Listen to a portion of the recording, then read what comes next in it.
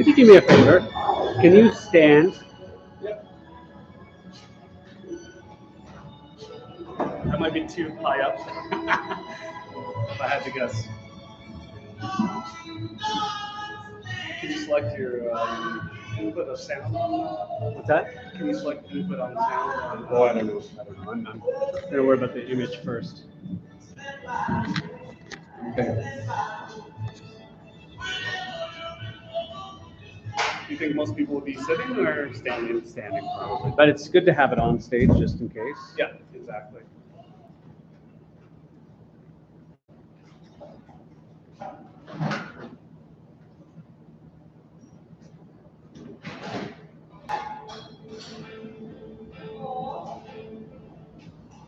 That's fine. Thank you.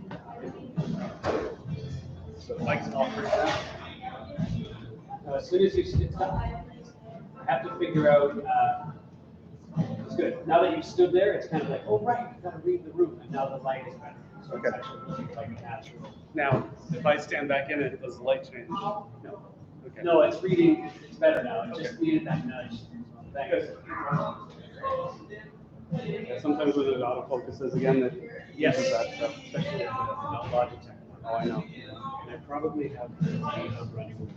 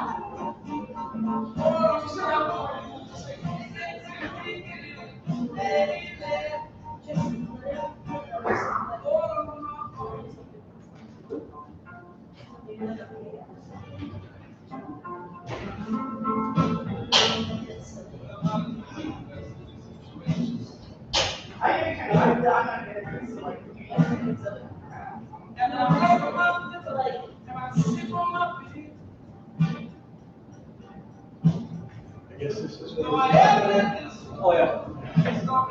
oh, what we can do is we film me, and then I go, It's pretty fun to see. and then you. Yeah. I'm good. I'm ready. We're trying to do social media. One on the side, you already see.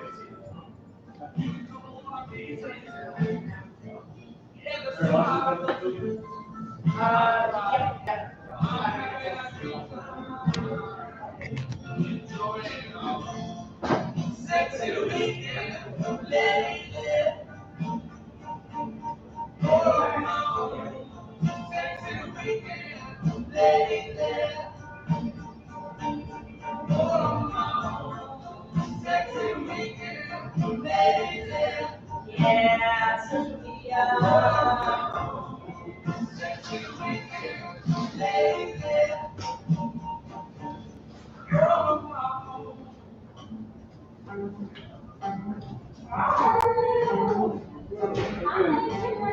Hey, Ninja. How's it going? All right. Cool in here, eh? So hey, belated hugs, congrats. Lots going on. I have. It's been nice. But I think you have to do stuff. It is nice. What? Future world. We have to learn. Yeah. Okay. Alright, so we have an actual next year.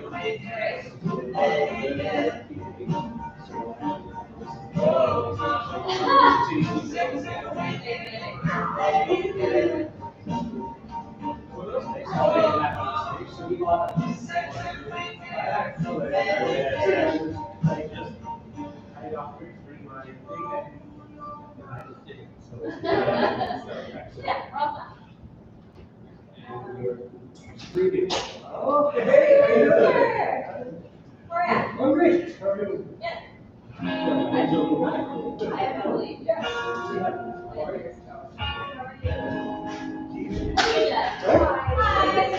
I'm 18. I see that. Yeah, no,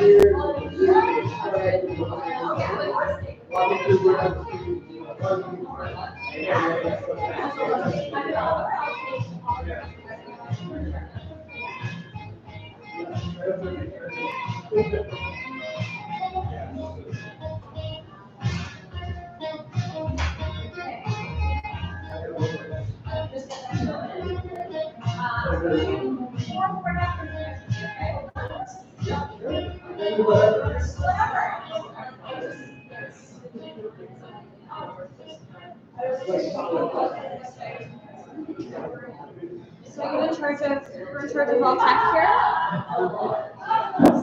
That's long. Oh, Yeah, well, what I'm doing today, I'm doing street. oh, wow. It's technically something I feel really about it. And I'm gonna try a few different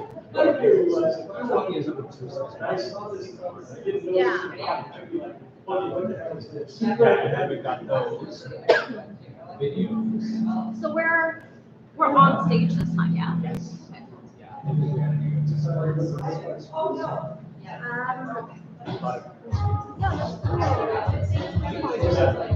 want to test? Yeah.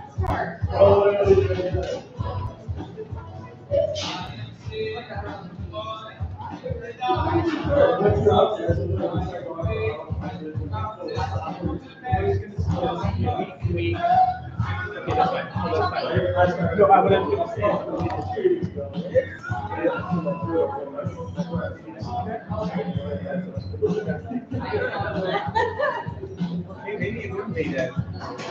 Never mind. What have you done to me?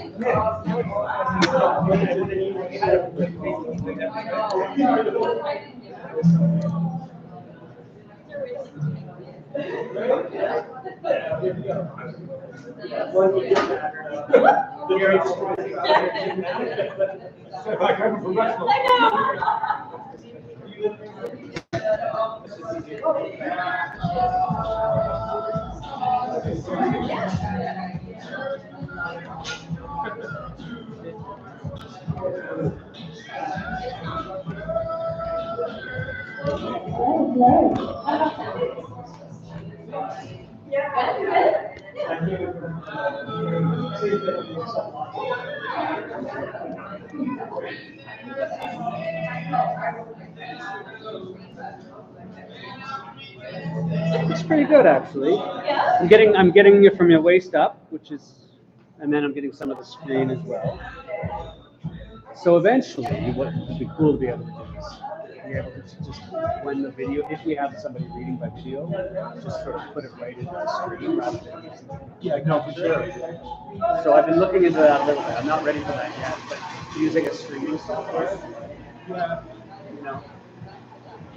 Yeah, I'd love to do that. Plus, it would be good to be able to invite people from outside of Hamilton once in a while. You know, I mean, it's one of the things that one of our ongoing things is we invite people and we make sure to have represent different kinds of writers and then things get scheduled without any plan. And I actually think that we should actually say so. Sometimes we're trying to be like the person is like we have 5 white guys. It's like and it's like okay, and it's like it's not that overall we're not good, but then there's one night where. So, or we have, same thing, we have 4 videos as opposed to, we have a mix of, I mean, in every way, the mix that we curated. Like, I mean, we can have Great Guys Night, that'd be fine. But I mean, but if we wanted to have like, if we wanted to group people by some meaningful grouping, that would also be fine. Like, you know, like that would be, but I just sort of think the same thing with the videos, that we just need to actually plan, maybe that's something we could talk about. I mean, rather than, and I think because what Susan does is say, okay, pick a date, which dates, and I think that we should sort of suggest so we can curate it, and then it comes out better. I think it's also, I mean, I think if we're attracting people, we get a mix, not just poetry. And or we can have streams.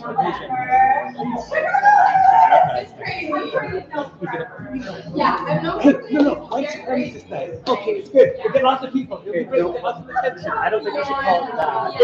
It's like white supremacy. Oh, right. Just more broadly, like right. Privilege forward.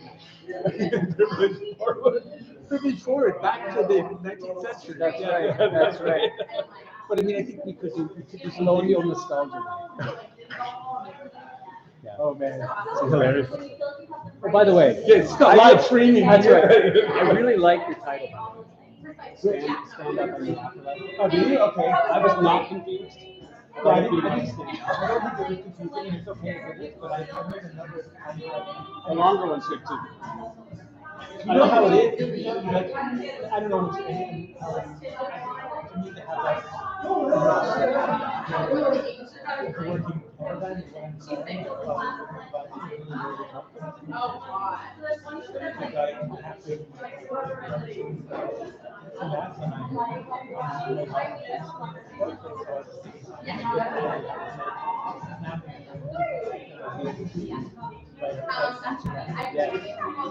I need to get one.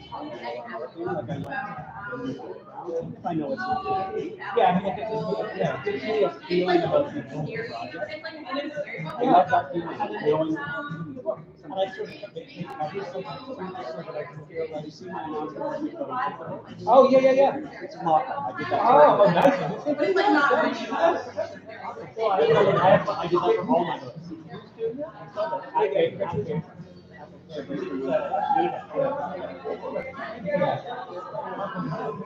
It's good, yeah.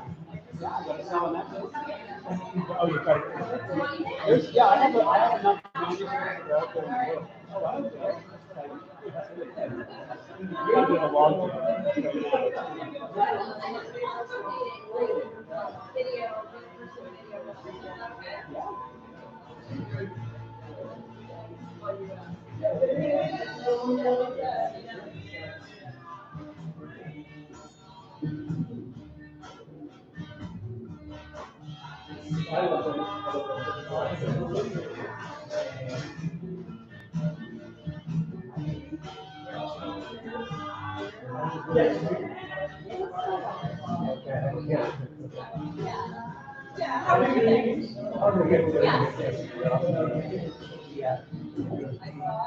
Like I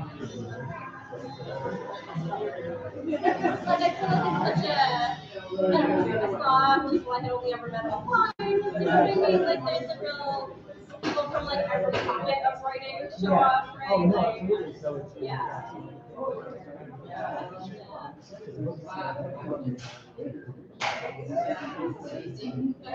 Yeah. I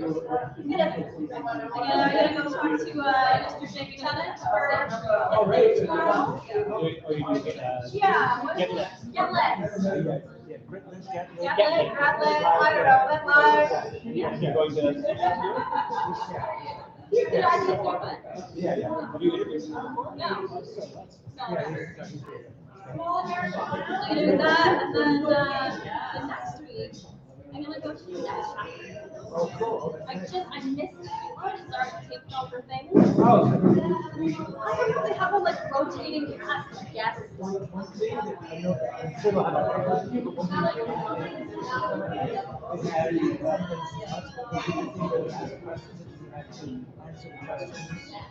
So we say, tell me, what's your book about? My book is about take out for 50. And then they what? When you take out the interview. So they'll say, your book explores the rich diversity of life in communities. And you say, my book explores the rich diversity of life in communities. It's really hard. Probably we won't do that, but this technically is so hard. So, probably most of these things. How you got there? Did they reach out to you? Just curious. I don't know, my publicist. Yes, I do. Yeah, I think so. Yeah. Yeah, I don't know, it's like a rotating cast of Maybe, hosts maybe it's until they find somebody. okay, so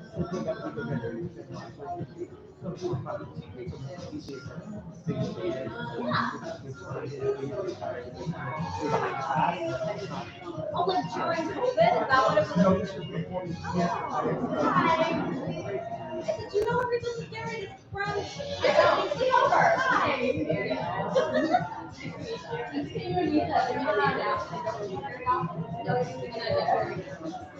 Yeah, I'm gonna read from the newspaper. I'm gonna read from the wedding meeting. I'm mother Bruce. I know. I haven't even like read it out loud. It's your first time. Oh yeah. Oh yeah. I love it. That's amazing. I'm gonna go get my beverage.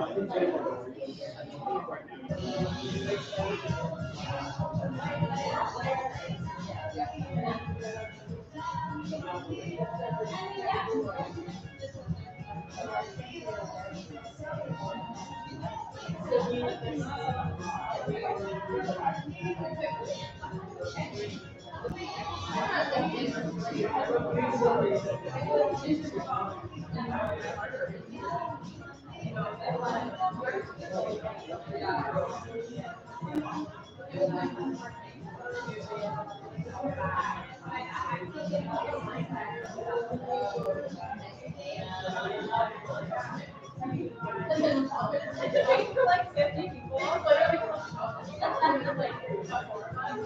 Well, ice cream cakes for 2. You're just flying. Yeah, I have like one. Sometimes, like, I come like every birthday cake, like, and I'm like,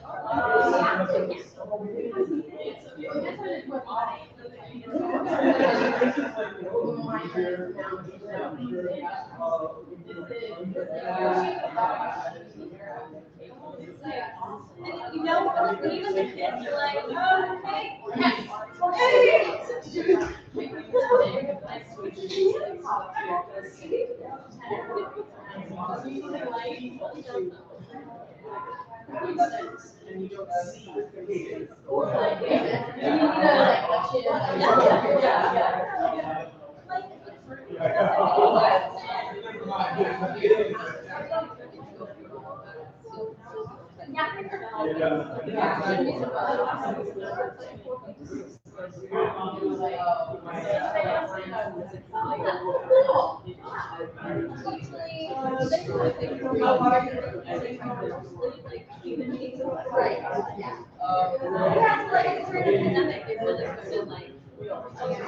across the country,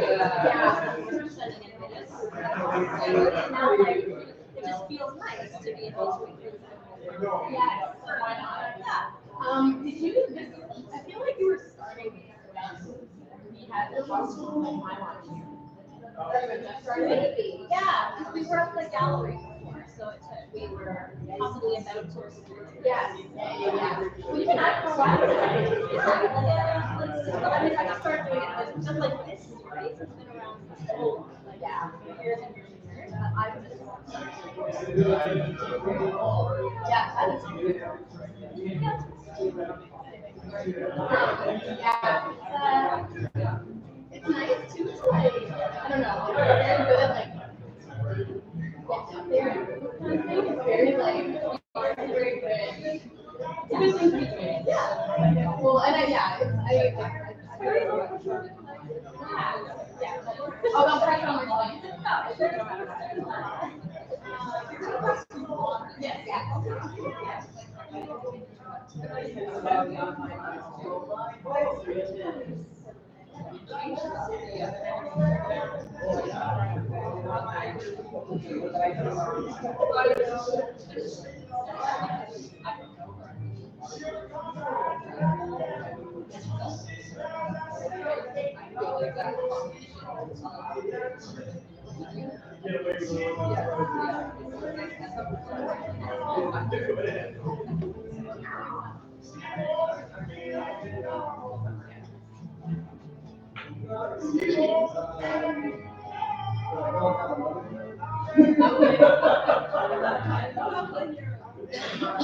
Yes.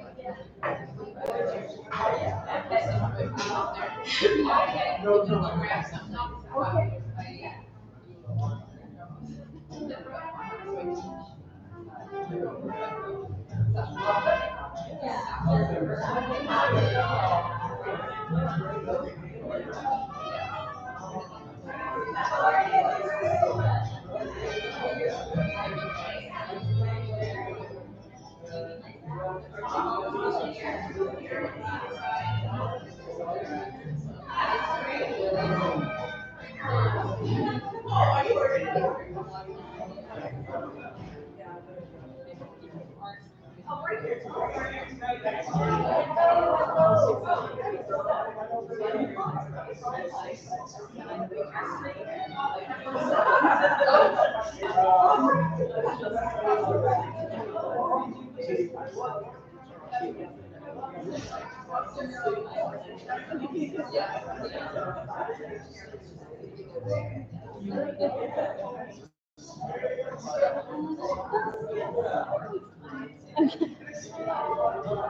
keep feeling, because this is here, I keep feeling the urge to like talk to camera, you know what I mean? Do a little pan. Hi. Good, how are you? Hello.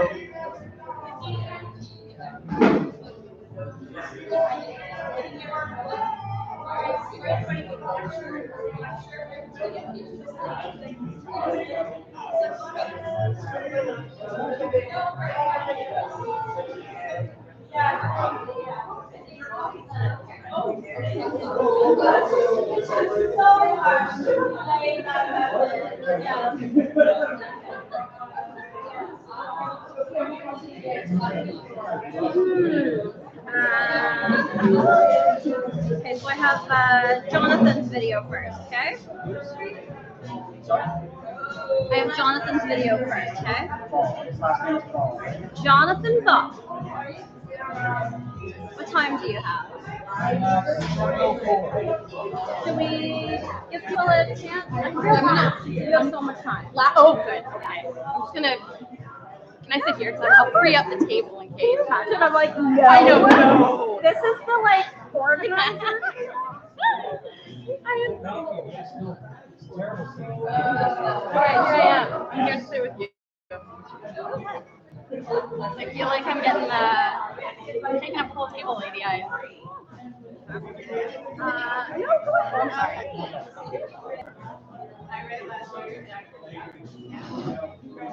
You know what's funny? I don't actually have a galley yet, so I have to print out my chapter. Amazing. That's how you know it's like fresh. It's real fresh.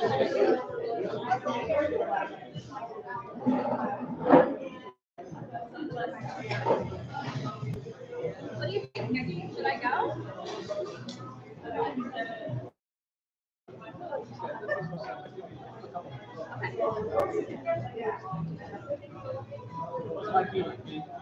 I have nothing scientific, but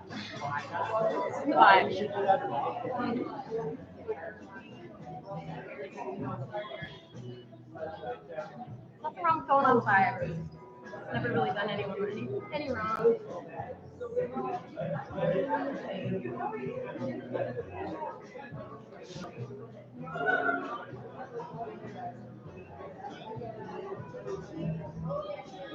Nusha, is your daughter excited for the recital? Or can they feel the tension? I don't know. Like some days you'll ask her and she'll be like, yes, Yeah. I'm gonna go on stage. And then some days she'll be like, I'm not doing it. So like it's 50-50 what she'll do on the day of. Who even Oh knows? my god. And that's probably the same for like all of them too. Who even knows? That is stressful. I am now that mom that's resorted to bribery. Oh yeah. I'm like, do a good job and then go to Dairy Queen. Oh yeah. I don't know how anybody doesn't cry. Like I know you're like not. I literally don't know how you get them to do anything for you. It's very. What other technique is there? What other parenting thing is there? Truly. But I feel like that's like how everybody is conditioned to do anything more or less, like rewards and things. And like, what are you supposed to say? Like, do it for your own self-confidence. If it's the right thing to do, you said to do it. Do it because I paid for these lessons and this costume. Please do it because grandma wants a picture. Like, those are the real reasons. Yeah. I remember when we got our dog and we were like training it to be like, turn your like affection into a reward or whatever. And I'm like, that just is sad. I know. Like, can you imagine? Do it or Exactly. Like I'm gonna just give him a lot of treats.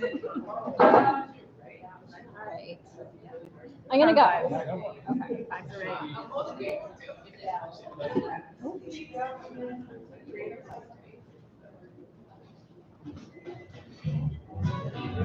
there is a switch on top. Hi everyone, welcome. Welcome to our last Lit Live of the season. Thank you for coming. Just a second. Oh yeah, I can get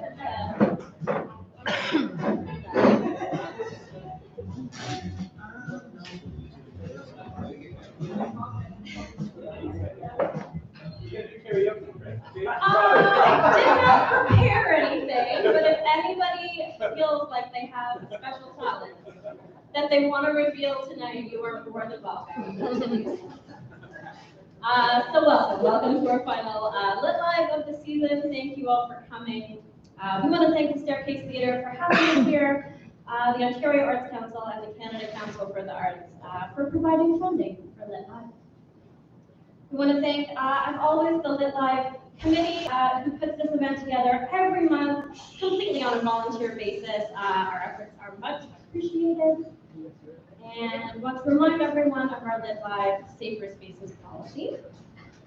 Lit Live strives to be a safe and welcoming space for people of all gender identities, abilities, ages, cultures, and sexualities. With that in mind, discriminatory language or behavior of any kind, in person or online, has no place at our event, and we ask all of you to help us uphold those values here tonight. Okay, so we have 6 amazing authors, 3 here in person, and 3 via video for you here tonight. So I will open with our land acknowledgement, and then we'll get to our first reader. LitLive's home is in Hamilton, Ontario, on the ancestral lands of the Mississauga and Haudenosaunee people in the territory covered by the Dish with One Spoon Wampum Agreement. Today, the city of Hamilton is home to many Indigenous people from across Turtle Island, and we recognize our responsibility to learn about the rich history of this land so that we can better understand our role as settlers, neighbors, and caretakers. Okay, so without further ado, our first reader tonight via video is Jonathan Ball. Jonathan Ball is the author and editor of multiple books, including works of fiction, poetry, and nonfiction. His focus is on what he calls stranger fiction, which takes lessons from poetry, nonfiction, and experimental art, and applies them to genre work, including horror, science fiction, and fantasy. Jonathan teaches literature, film, and writing at the University of Manitoba and the University of Winnipeg, and he is the host of the Writing the Wrong Way podcast. He's the author of the poetry books Ex Machina, Clockfire, and the Politics of Knives, and the co-editor of Why Poetry Sucks, an anthology of humorous experimental poetry. His short story collection, The Lightning of Possible Storms, came out in 2020 with Book Hub Press, and was the winner of the 2021 Margaret Lawrence Award for Fiction. You can find him online at jonathanball.com. Fingers crossed. Yep. Hello, everyone. I'm going to read to you a short piece called Down Affair. And you can actually download this if you want. To show you here. If you go to strangeink.ca, strangeink.ca, ebook version of that there if you want to read it, rather than having me read it to you, if you want a copy for later. What I'm going to do is just read it to you now. And this is a piece that I wrote. It's called Downriver because it was written in England. It was Downriver Museum. It's this Victorian house that's been kept alive, in our speaking, as a museum. And it's a wonderful place. I was invited by the Lenore Writers Festival in Winnipeg to stay overnight in the house with a number of other writers and write a ghost story set in the house in honor of the anniversary of the famous Tasmanian night in which Mary Shelley wrote the original idea of Frankenstein, again writing towards that, and then a bunch of course famous works came out of that night. Mary Shelley's Frankenstein is the most well known. So I didn't write Frankenstein, but I think I'm pretty happy with what I did write. This kind of ghost story called Downriver. As I was sitting there struck by the problem of trying to write anything while exhausted and sleep-deprived and disoriented, I started to kind of think about my own disorientation as a writer who's staying overnight in a haunted house, not being considered on ghosts by ghosts, not being considered by inspiration, struggling to understand the disorientation was, and here in the house to work with. It occurred to me that if a ghost in the house had actually possessed my body and awoken in my body and staring at the screen, it would have sort of recognized this thing was like a typewriter, but it would be confused by sort of the screen. If I try to type something and I see the screen operating strangely, and the words go up as the words proceeded. As they were hitting keys, perhaps they would see words go up into the sky and off the screen, and I would understand what's going on. And that, of course, compounding their disorientation of being dead and a ghost and awake in this house that is sort of recognizable from the habit, but on a level has been maintained as a museum. Of course, exactly as it went and so on. So all that sort of was in my head when I wrote the story, and hope you enjoy it. This again come down here. Hello, who's up there? Who's reading this? I see the words go up into the sky. When you come down, will you help me? I don't know where I am now. It seems like my home, but it is not. I recognize only a few things. My hands are cold. I want to warm my hands. Please come down, come to me and help me. I want to see my daughter. She's not in her bed. I looked all over the house. I woke beneath the stained glass. I read this sometimes, but held no book when I woke. Strange light in the glass, like a street lamp, too bright, and I remember the lamp there. Not moonlight, too harshly. The flowers in the glass were red, green, yellow over me, and the light moves. Over the wall, across dark red stripes, running up in thick bands. A pillow under my head, I pulled away this pillow I had never seen. Strange twisting blue lines of yellow flowers on a pink background. Where did my wife get this pillow? I wondered. I turned to look into her room, and then I remembered. Caught myself. Sometimes it happens still, I forget. When I wake worse, I forget, and I look for her before I remember. Before I remember. So I could not shake the strange feeling, even after I remembered. And who put this pillow here? The servants were not there. Above me, in the stained glass, a hummingbird dipped toward a flower. Its ruby throat a slash of red. Darkness frozen in half flight. The flower reached for the bird, but the flower was frozen too. The first time I noticed there was no sun in the stained glass. Why no sun? These flowers want sun. A light shone in my daughter's room. She leaves the light on, though I warn her not to. In the night, she feels frightened until I come to my room, not her mother's. When it's dark like me, she does not always remember. Come and find me. I will show you that you don't have to be afraid. The house belongs to you. This house will never hurt you. But she says that the hobby horse rocks in the night. Well, of course, I tell her to keep the blinds to well oiled and you leave your window agape.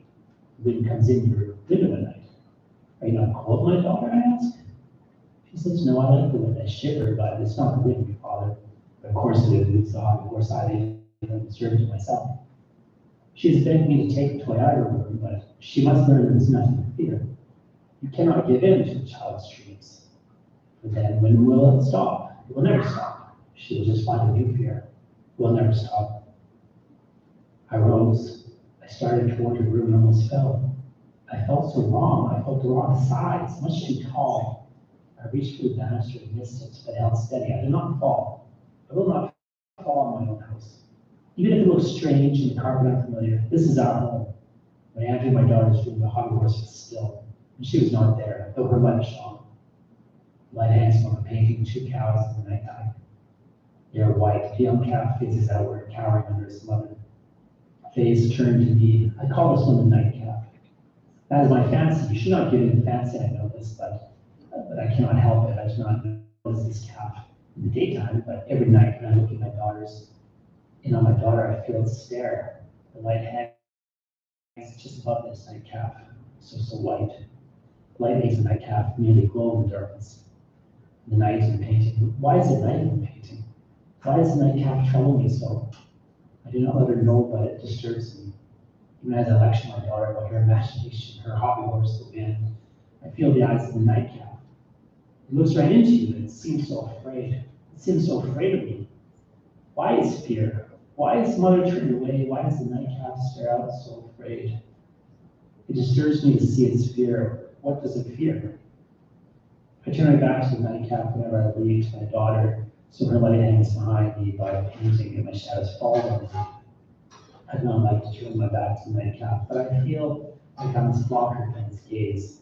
Over top of the hobby horses have removed me. I never let her see my discomfort.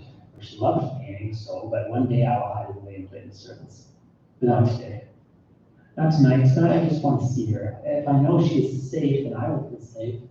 I won't feel like my hands are too small and my body too large. I won't feel like a stranger in my head. She should be in bed, but I called to her. I called through the house. My voice sounded so strange. My voice echoed through the dark house down its halls, so much deeper than I ever spoke. Where are you, my daughter? You should be in bed. Where are you, my daughter? Come back to your father. Where are you? Please, nothing can hurt you. This is our home. This is our home, and we are safe here. I waited for an answer, but heard nothing, just my echo from the empty rooms. Her dolls seemed like they wanted to call out too, wanted to help me. She has many dolls. She loves her dolls so. They lay in her bed, surround me now, stare. I don't mind her eyes, just dance in the nightcap. The dolls offer comfort. They just want to play. They just want to play. Why shouldn't anyone be afraid in their home? The cat should not be afraid. It should look with love, not fear. Where is my daughter? Where is she gone? She should not be out of the room at night. I'll play another day. I closed the door against the nightcap, though I left the light on just in case my dad returned before me. The hallway was dark. I almost fell into the walls. I still felt strange. I felt too large. The house felt too small. I resolved to take some nerve food, so I stepped into the bath chamber, but it was wrong too. It was wrong. Everything was wrong. Nothing as I left it. Everything in a new place. And many things I did not recognize. My nerve food was there, but it looked old. It looked hundreds of years old. Though there was no dust upon it, the room was so clean, but everything in it looked ancient. All my drugs, my wonder oil, my gin pills, the cinnamon. Nothing in the right place. Nothing right. Weird chipped. My face in here. My face, no, this is not my face. I've never seen this face. I've never seen anything like this. I pulled away back into the hall. I looked around in the library, across the bathroom, a bed, and no books. No books. All my books gone. Where are my books? Where's my daughter? My father's portrait on the wall, but all the rest gone. All these things I do not recognize. Whose are they? Who's done this to my home? I resolved to whip the servants. I've been gone, but not that long. Surely I've been gone only a little while. Since I returned, how had I not noticed?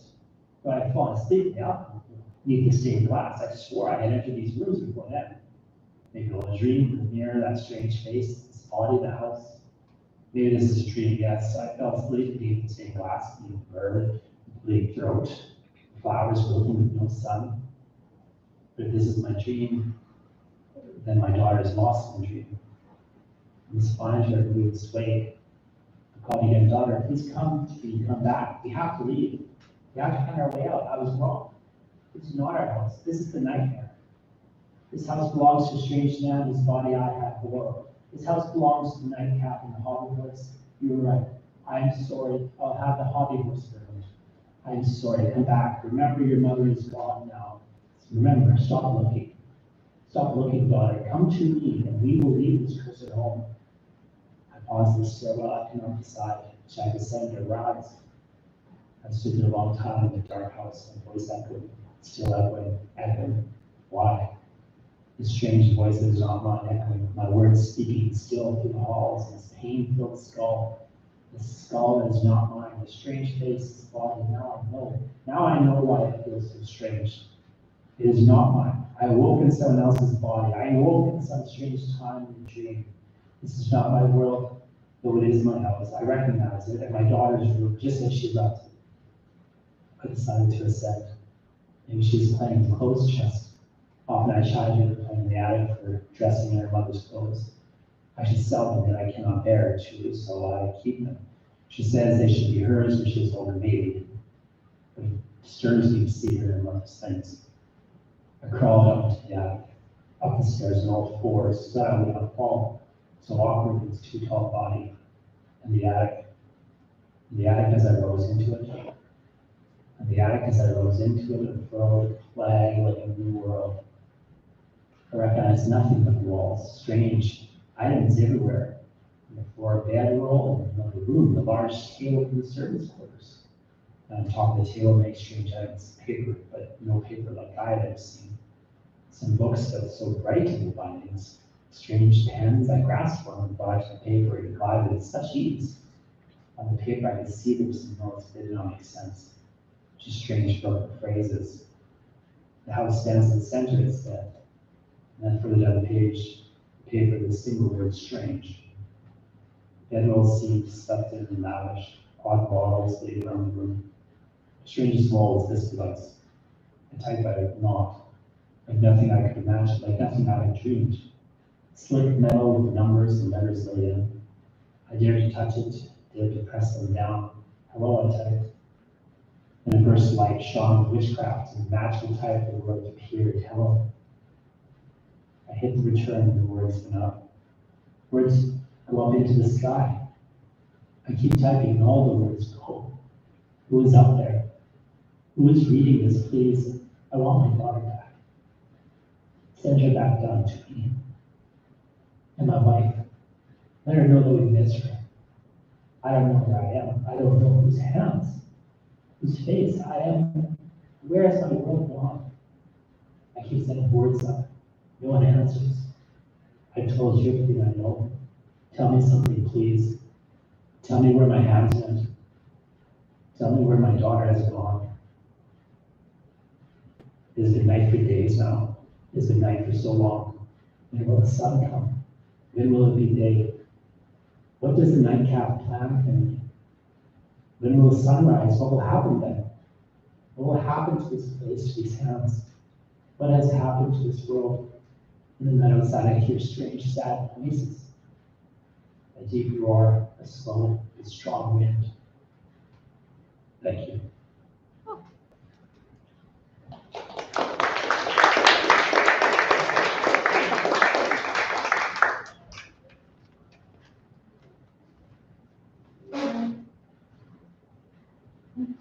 I started out very creeped out by the ghost in the house, and now I feel quite sad for the ghost. And he finds his way to the light. So we're going to move on to our second reader tonight, Emily Urquhart. Emily Urquhart is the author of 3 books of nonfiction, including Ordinary Wonder Tales, a collection of essays. She's a nonfiction editor for the New Quarterly, teaches creative writing, and is a 5-time National Magazine Award nominee. Currently, she is the writer on site for a serial collaboration between 10 visual artists called A Hole in the Ground. She lives in Kitchener, Ontario with her husband and 2 children. Welcome, Emily.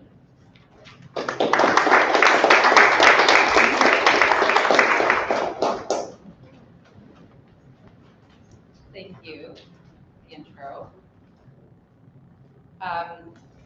So I'm going to read from Ordinary Wonder Tales, which is a collection of essays. It's my latest book. I have a background in folklore. I'm a doctor in folklore. You can actually, that's a thing. You can go and study folklore and get a PhD in it, but only in Newfoundland. So you have to relocate. It was the best decision I've ever made and also the least practical.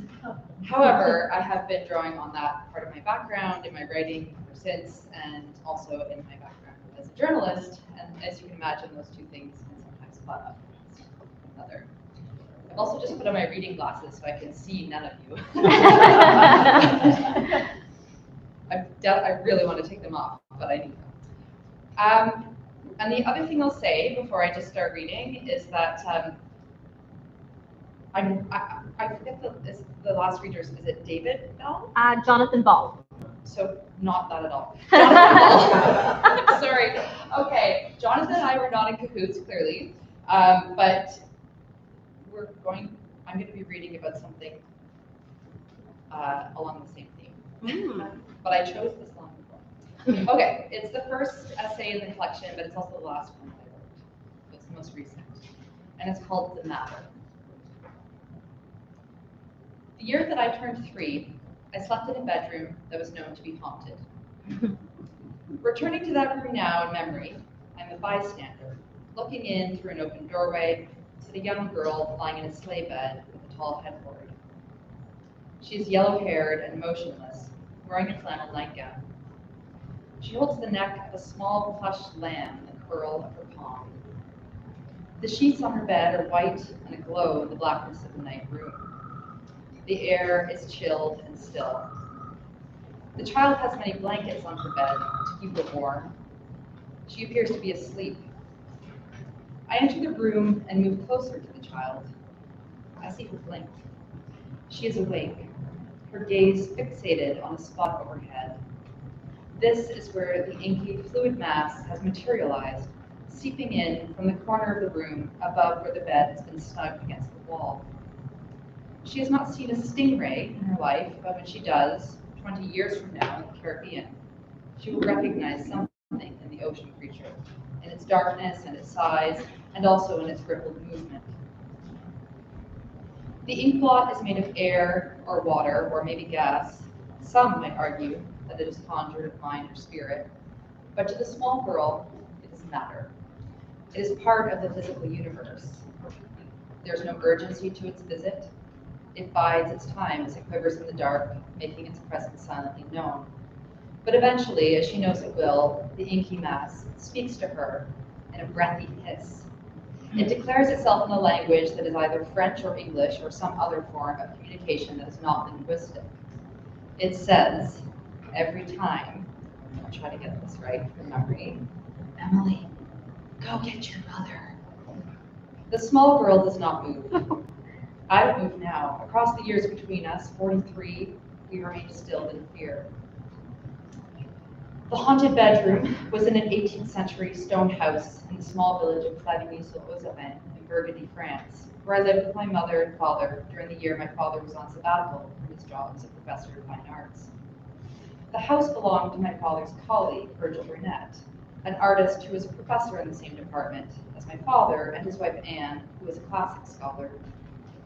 They had 2 daughters, Maud and Melissa, who were about a decade older than I was. The Burnetts lived in the house in France part-time when Virgil and Anne were not teaching, and the rest of the year they offered their home to a roster of academics and artists and their families.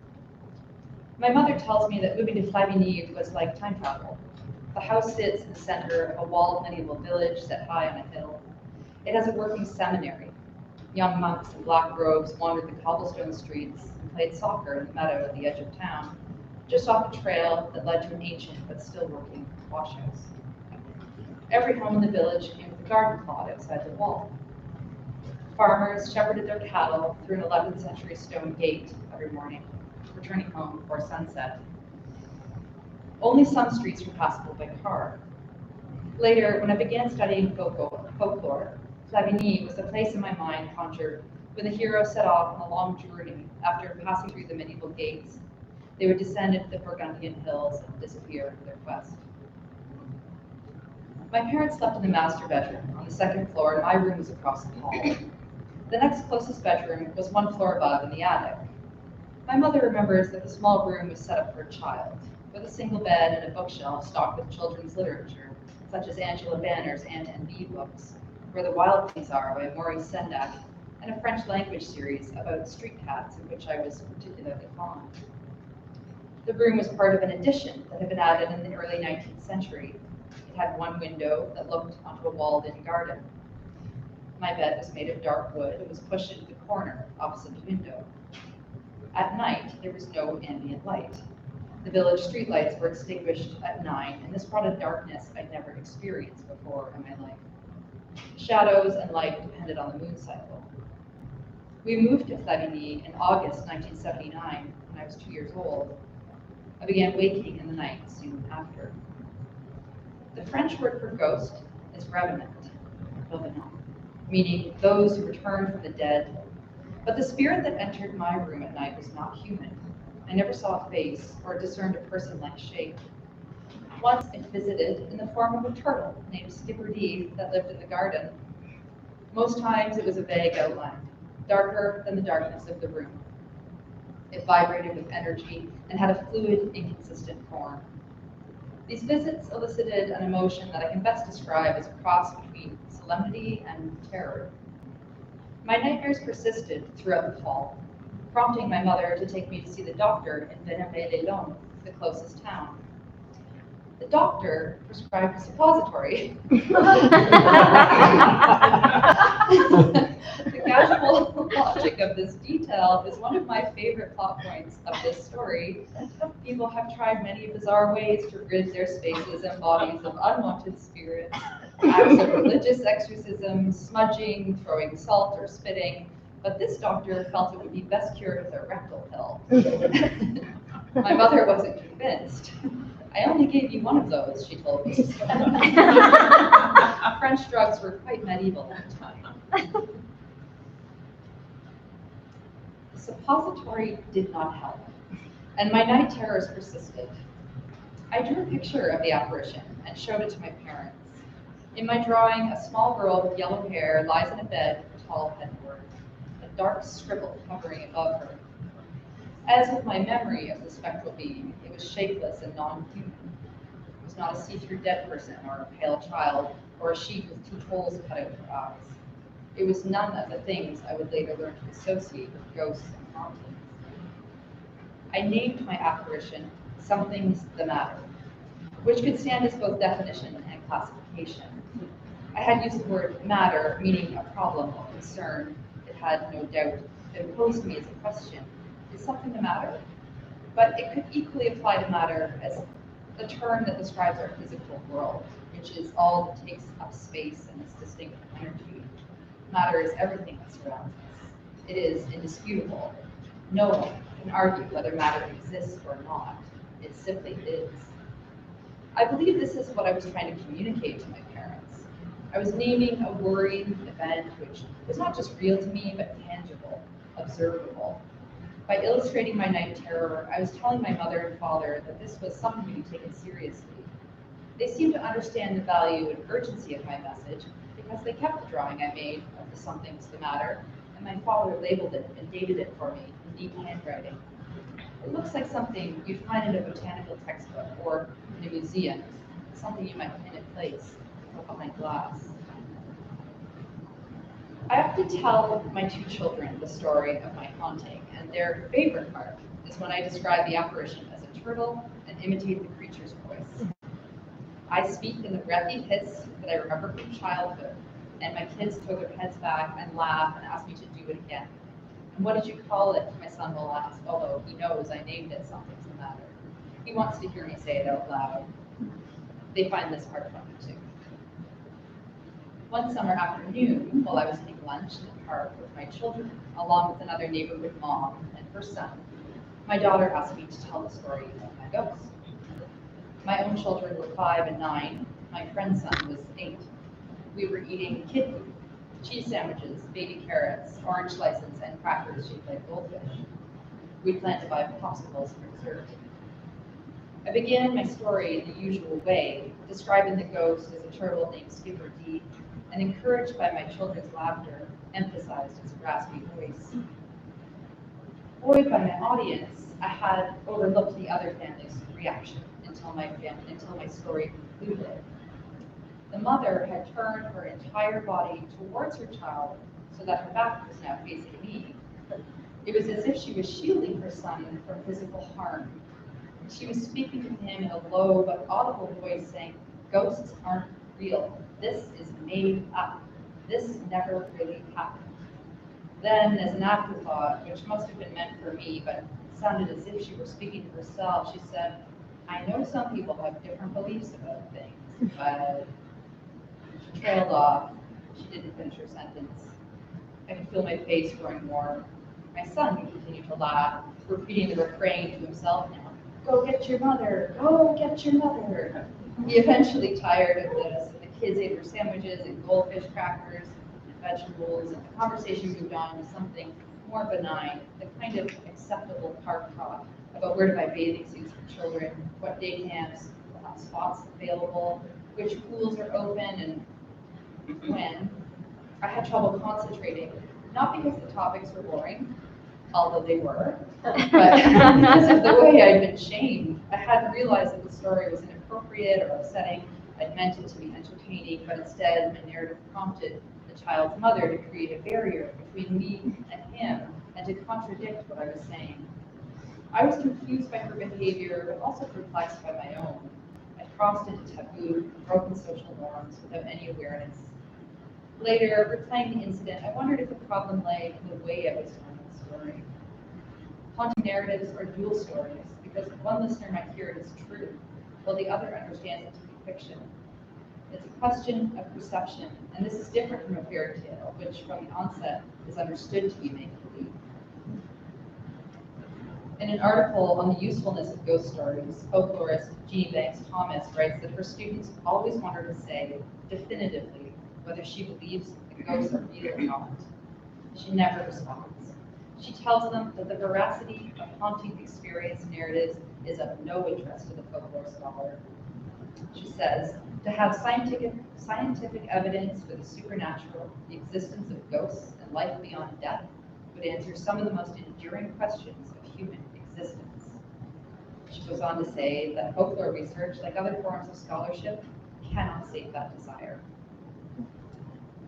Instead, folklorists analyze the story, looking for clues to better understand the society, culture, or person telling the tale. It's up to the storyteller to believe or doubt their experience. The mother in the park had humiliated me by challenging my story and refusing to accept the possibility that it was true, but she'd also rattled me in a different way. My haunting is part of my family folklore. The hovering scribble sits on the same shelf in my memory as Martha, my imaginary friend, the pink flower girl dress I wore to my oldest sister's wedding, and stories about our badly behaved family dog. Some of these things are real and others might be imagined, but I have never thought to question their difference, because together they told the story of who I was and who I would become. Thank you.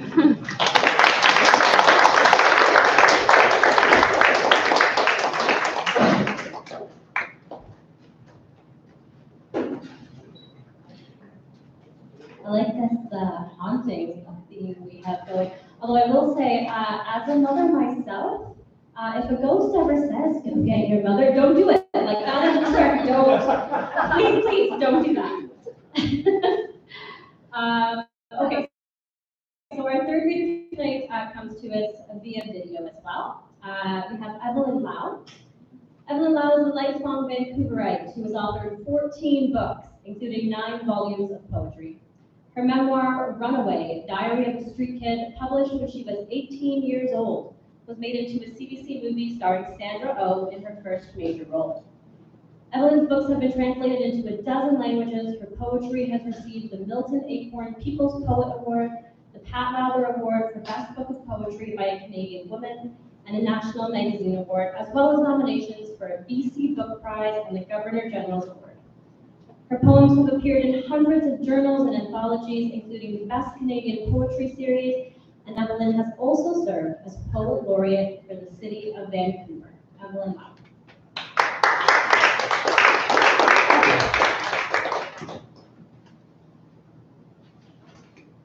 Hi, thank you for having me. I so wish I could be there in person. I remember meeting years ago at the Hamilton Art Gallery, which is such a lovely and gracious space to contribute. But I am delighted to be in my publisher's offices now, and the press, and being helped with recording here because technology is far beyond my capability. My latest book is Cactus Gardens, published by Anno, and I will read 4 of my poems from this collection.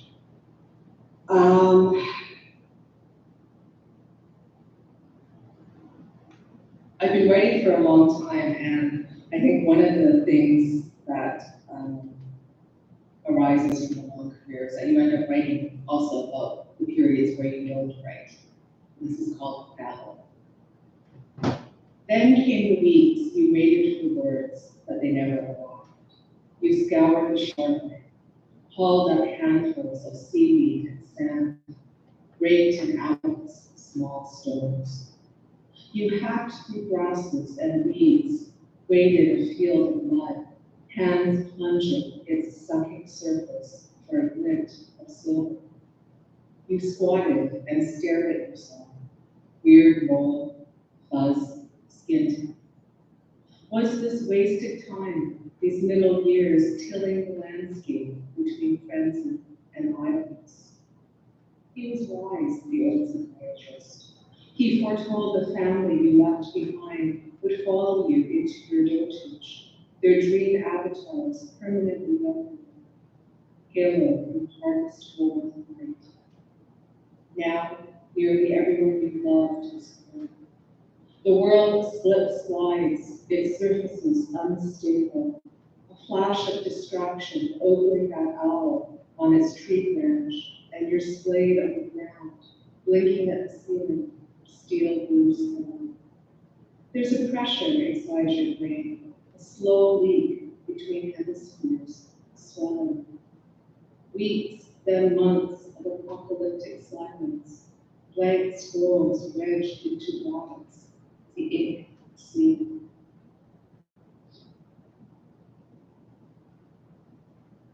If there's been one motif in my life, and also in my writing, it's emotion.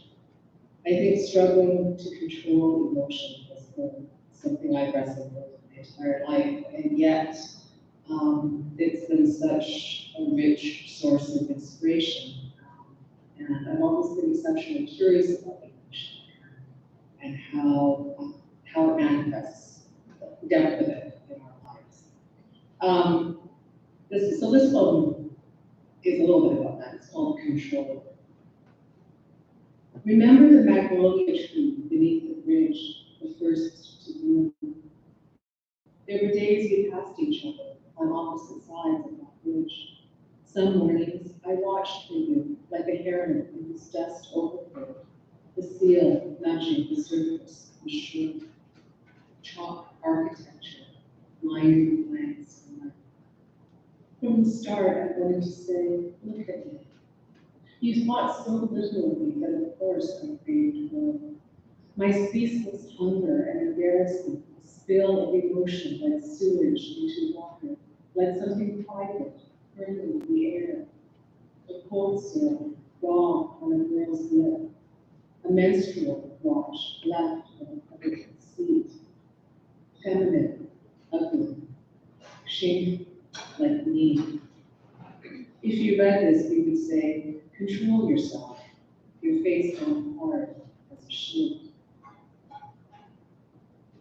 The last section in the book is composed of poems about a relationship that happened a long time ago when I was in my 20s and the man was in his 60s. He was a fellow writer. And it ended very badly. It cast a long shadow of my life and my writing life as well too.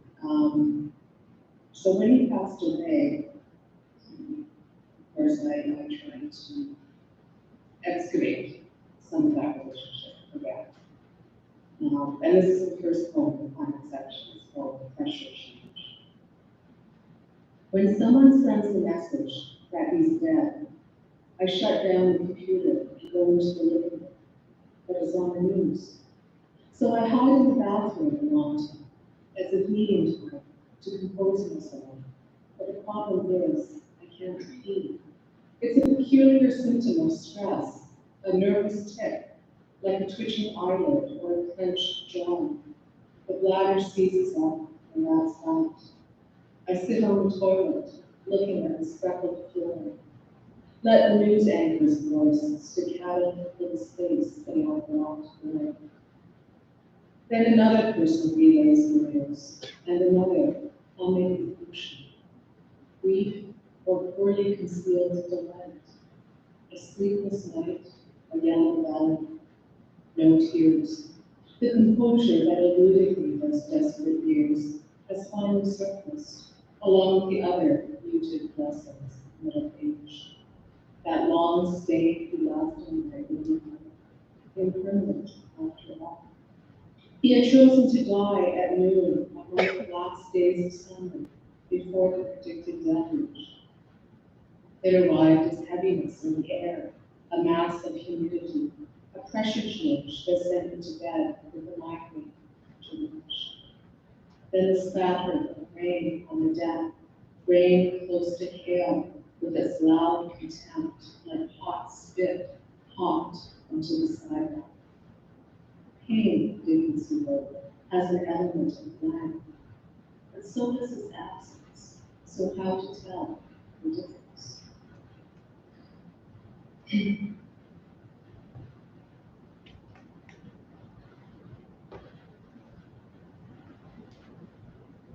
I think as we get older, one place we end up spending more time, unfortunately, is in the hospital visiting friends, relatives, and this is actually for a former student, my colleague Wright.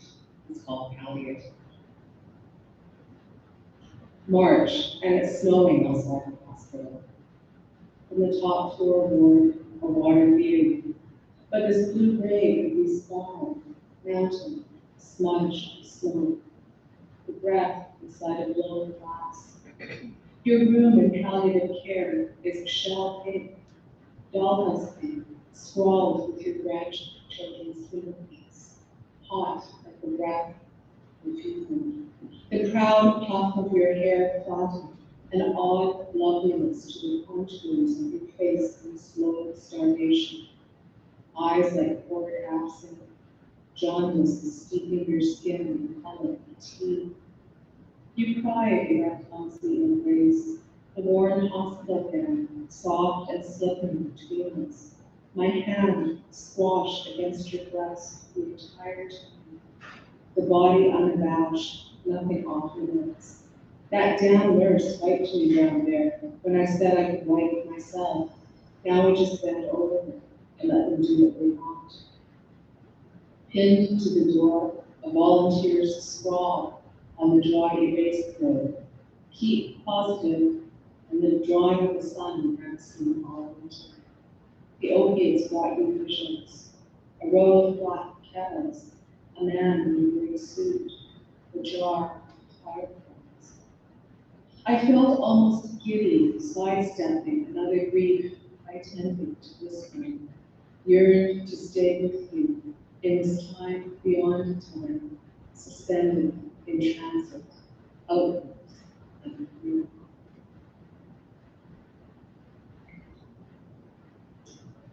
I think I'll end with a poem about the weather, which is our main topic of conversation these days. This is called July. The gray obscures the blue. Last year's drought-damaged trees half drowned. The conversation that is not about weather or real estate is, are you ready? No one's ready.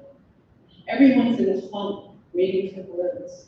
We sit and stare at screens, sharpen pencils, self-medicate.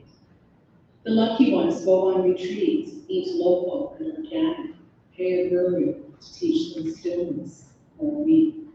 Somewhere there's a stash, a cache of words, if we wait, if we listen and meditate. Or try the reverse, grab a coffee, catch a movie, pretend normalcy. Maybe that'll draw some focus. Maybe the muse doesn't like to be pulled, doesn't want the red carpet laid out for its life. Prefers to drop in unannounced when we're in the shower or asleep. Yes, we're aware of the limited time left, these dwindling days of blur, cloud, and rain. We're waiting for the blaze of July and its brief, precious light. All the tour buses are full. We're upper decks, under canopy, under sky. Tourists huddled with ponchos, faces hidden by cell phones. The first day of the August heat wave will complain. Thank you.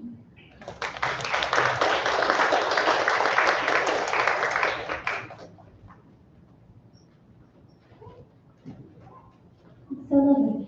Okay, so we're going to take a 10-minute break. So get yourself a beverage, grab some books, and we'll see you back here in 10.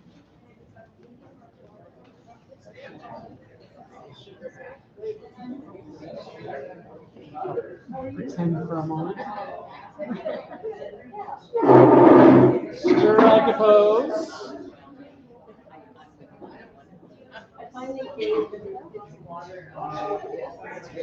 Amazing. Such a good job. There you go. Good action. Totally does. Totally. Natural.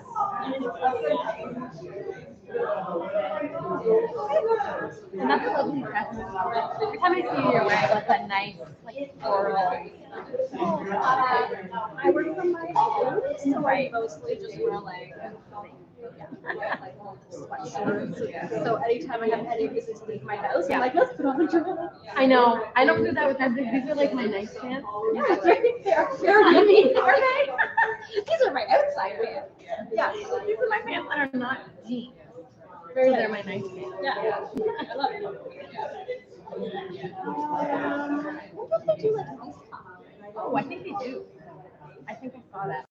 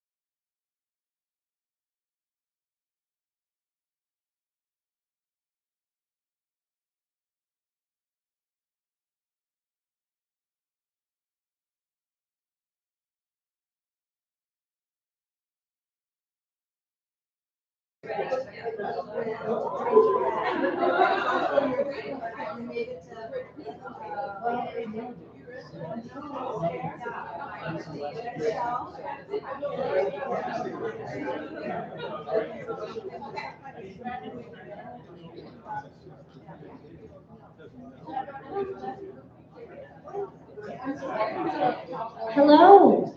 Hello. Welcome back for the second half of today's evening.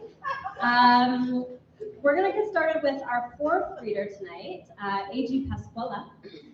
A.G. Pasquella's writing has appeared in McSweeney's The Believer, Black Book, and Broken Pencil, among others. His story, I Was a Teenage Minotaur, originally published by Joyland, was included in Imaginarium 2013, the best Canadian speculative writing. He's the co-editor, along with Terry Favreau, of Pack and Heat, a noir homage to Ms. Pac-Man.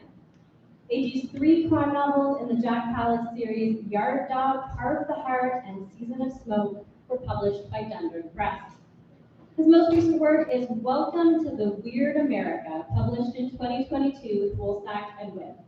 This delightfully surreal book brings together A.G.'s 3 novellas, Why Not a Spider Monkey Jesus, Newtown, and The This and the That. It was a finalist for the 2022 Forward Indies Award for Science Fiction. It has been called mesmerizing, surprising, and of course, wonderfully weird. Welcome, A.G.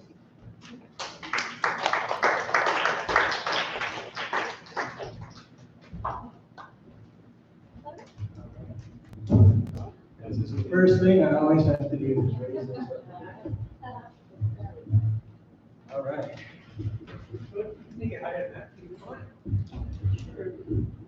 Oh, wow. Am I that tall? Okay. Thanks, Gary. How's everybody doing tonight? All right, all right. Yeah, let's get literary. Thank you so much for having me. It's great to be here. As was mentioned, this is the new book, Welcome to the Weird America, published by Woolsack and Wynne right here in Hamilton, lovely Hamilton, Ontario. So I'm going to read 4 short sections from The This and the That, the last novella in this collection. This is what I wrote about it. It's in America of hucksters and hobos, cartoons and carnivals, fragments of a funhouse mirror, every character swept up in the mad churn of history. When I wrote this, I was splashing images onto the page the way Jackson Pollock splashed paint, except without the drunken misogyny. Going for feeling rather than plot. Expressionism. Just vibes. Okay. But they're all kind of linked a little bit. The first one, and this is funny because again, we're not in cahoots, but it kind of continues the spooky theme we got going on tonight. So the first one is spooky but funny, and then the next one is a little darker and more atmospheric. And then the third one, the third and the fourth one are the last 2 in the book. So it's going to hopefully ease us all into a nice gentle landing. All right. Y'all ready to get weird? Let's do it. This one's called Vampire Town. In the village of perpetual darkness, you can get a great deal on a summer place. No natural light at all. We're talking 0. You dig night swimming? Who doesn't? Is it a twig? Is it an eel? Who cares? We're talking a total once-in-a-lifetime offer. Got a family member who's a vampire? All the better. Wait, are you telling me my neighbors are vampires? I paid top dollar for this condo, and sir, surely you're not suggesting you're racist, are you? What? Who, me? No, of course not. I just don't like the idea of the undead biting through my children's necks and leaving them in a never-ending state of living death. Sir, if you would just take these pamphlets. Fuck the pamphlets. I ain't living next to no vampires. Vampire Town condos are not an instant hit. It takes time and a good PR firm to really make it happen. White seaside office with the smell of new carpeting and the sea fresh breeze coming in the windows. A beautiful blonde named Sandy gets the Vampire Town account. You can do it, Sandy. There's a lifetime supply of coffee and fresh yoga mats in it for you. I can do it all right. Sandy makes some calls. Mr. Johnson, a prospective buyer, meets with Sandy. Blood? No, that's a myth. This is a misunderstood people we're talking about. You could be a pioneer, Mr. Johnson, moving bravely toward a brand new world. Does it come with natural gas? You bet. Natural gas, oil, wind, geothermal, nuclear, coal, hydro, wood. Your new condo's got it all. Just one of the many advantages of perpetual nighttime. I don't know, perpetual nighttime? Or as we like to call it, excite time. We're talking nightclubs open 24 hours a day, the neon excitement of Vegas, the thrilling nightlife of New York City. But what about the vampires? That's all part of the sexy fun. Beautiful blonde Sandy leans in close, big blue eyes peering over the top of her tiny rectangular glasses. You do like sex, don't you, Mr. Johnson? Mr. Johnson flushes, rush of heat to the groin, beads of sweat blossoming on his forehead. Well, yeah, but Victorian sex, Mr. Johnson. Lace petticoats, pale heaving bosoms, black hair curling, just touching raspberry red nipples. Mr. Johnson slumps forward, transfixed. Sandy looms closer, shadow sliding along the wall, two sharp fangs jutting out over ruby red lips. All right then. Sandy wipes blood from her lips with the back of her hand. Vampire Town doesn't sound that bad now, does it? Shall we sign the contract? Glassy-eyed, Mr. Johnson drools off into space. Two raw holes on his now pale neck. Pathetic trail of blood trickling thinly down. Mr. Johnson trails off. Grinning brightly, Sandy places a feather quill in his hand and slides the lease forward. Okay, let's see. This next one. All right, this is the darker atmospheric one. This one's called In the Dunes. A beetle crawls from the left eye socket of a sun-bleached skull lying half buried in the sand. Vacation film flickers, processed in 70s brown and yellow. Children laughing down the dunes, reuniting with their parents in the parking lot, drinking terrible tasting lukewarm water from a plastic water jug. White plastic spigot dripping down the back of the brown Ford station wagon to instantly evaporate on the scorching sand-swept asphalt. Coyote howls, cubs being born, wet bundles of fur with their eyes closed tight. The cubs romp, learning to hunt and to fight and bite, catching small lizards and bringing them proudly home to mom. Coyote cub grows up and gets hit by a vacation car. From then on, it lopes with a limp. Truck headlights flash the coyote caught with a chicken in its mouth, rangy body twitching as the rifle barks and the bullet punches through the coyote's heart. Crossing the desert, crowded in the back of pickup trucks, on to the next farm and the next and the next, eyes shaded by straw hats, sun glinting off windmill blades, oil wells bobbing like birds, sticking in beaks and drinking deep from the blood of the world. Rusted Pepsi sign, complete with bullet holes. A woman in white frame sunglasses and a yellow halter top and a white scarf around her head and wide jean shorts steps from the gas station and is seen briefly by a boy through the rear window of a brown station wagon, and then is never seen again. All right, this next one is called Getting Clean. Not getting, get in. N apostrophe. Like Captain Crunch. Right. getting clean. Lice leap through forests of hair, tumbling tricks on Jonah's scalp, flea circus style. Me, I don't have that problem. My hairline went into full bore retreat years ago. These days, I part my hair with a towel. Back at the flop house, we hung up our towels by stringing them through the chicken wire at the top of our rooms. Cubicles, really, a few rough walls slapped together to partition off the vast warehouse space. Chicken wire strung across the top to, what? I don't know exactly. Keep the creepers from dropping in on you as you slept, I guess. Either way, it was a good place to hang towels, only it made the rooms even muskier than they already were. Bad wine, sour bodies, fresh vomit, crusted blood, none of it quite hidden beneath the heavy industrial soap. Drunks down on the floor gagging on chemical pine. Me, I've been sober a week and I'm gonna make it. I got a job selling papers and I'm saving my nickels. I got a woman across town. I save cigarette butts when I make my rounds, and I bring them to her in a folded up paper sack. At night, we sit on her back porch and hold hands and smoke and listen to the sirens and the crickets, and after a while, you don't even hear the sirens anymore. All right, this is the last one in the whole book. It's called No Tears. Woke up holding hands with God. Dreamt of tides of depressed wigs and seaweed hitting the beach.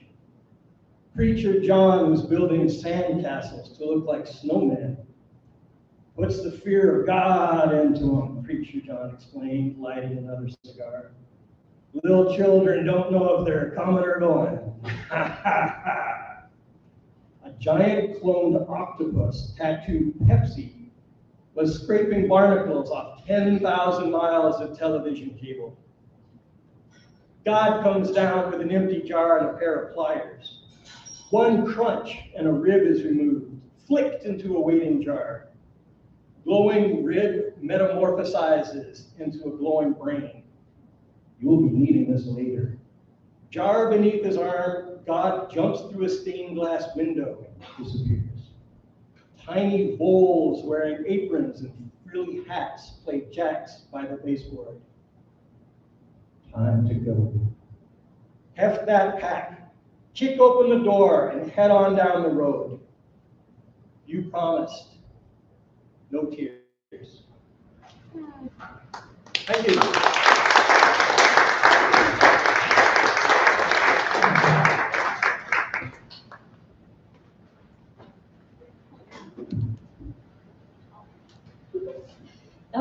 That was a journey. Okay, so our fifth reading tonight comes from Daniel Scott Tysdal via video. Daniel Scott Tysdal is the Relit Award-winning author of 3 books of poetry, the short story collection Waveforms and Doom Scrolls, out now with Woolsack and Wind, the poetry textbook, The Writing Moment, a practical guide to creating poems, and the TEDx talk, Everything You Need to Write a Poem and How It Can Save a Life. His short fiction, poetry, and films have earned a number of honors, including the Thomas Gordon Prize for Fiction, the Matrix Lit Pop Award for Poetry, and Best Experimental Short at the Arizona Underground Film Festival. He teaches at the University of Toronto Scarborough, and you can find him online at danielscotttisdale.com.